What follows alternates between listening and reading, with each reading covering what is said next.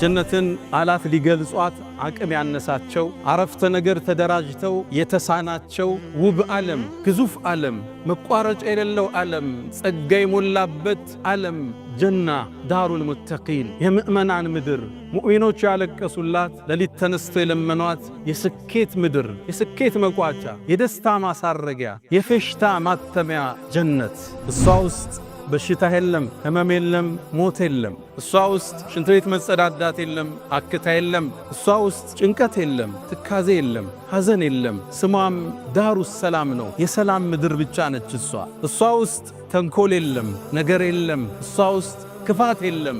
ደስታ፣ ፌሽታ፣ ስኬት፣ ድሎት፣ ሁሌም ሰርግ፣ ሁሌም ፌሽታ፣ ሁሌም የማይቋረጥ ደስታ። አዕደቱ ሊዒባዲየ ሳሊሒን እኔ ለደጋግ ባሮቼ አዘጋጅቻለሁ ጀነትን ማላ ዓይኑን ረአት ዓይን አይተው ማታቀው ዓለም ወላ ኡዙኑን ሰሚዐት ጆሮ አዳምጠው ማታቅ ወላ ኸጠረ ዓላ ቀልቢ በሸር በሰው ልጅ ልቦና ውስጥ እንዲህ አይነት ዓለም አለ እንዴ? እንዲህ አይነት ምቾት አለ እንዴ? ብለው እንኳን በልቦናቸው ብልጭ ብሎ ማያቅ አስበውት ማያቅ አልመውት ማያቁት ውብ ዓለም ለደጋግ ባሮች አዘጋጅቻለሁ ይላል አላህ።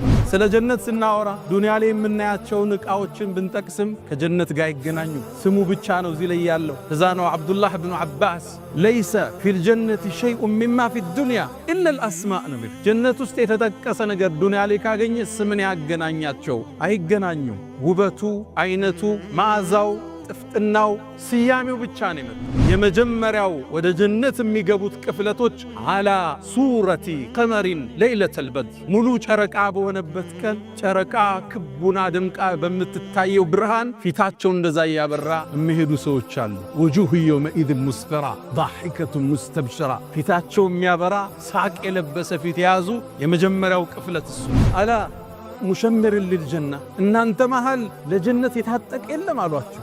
በአላህ ይሁንብኛል።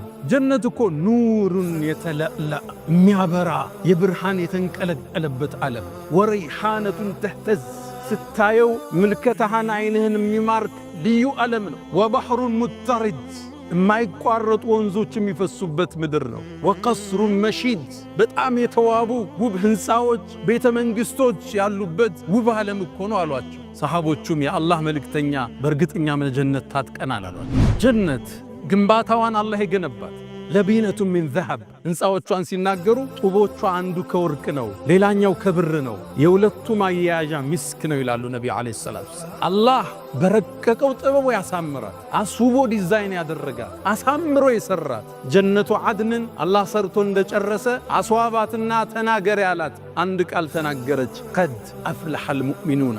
ይህን ጸጋ የሚያገኙት ሙእሚኖች ተሳካላቸዋል ጀነት ራሱ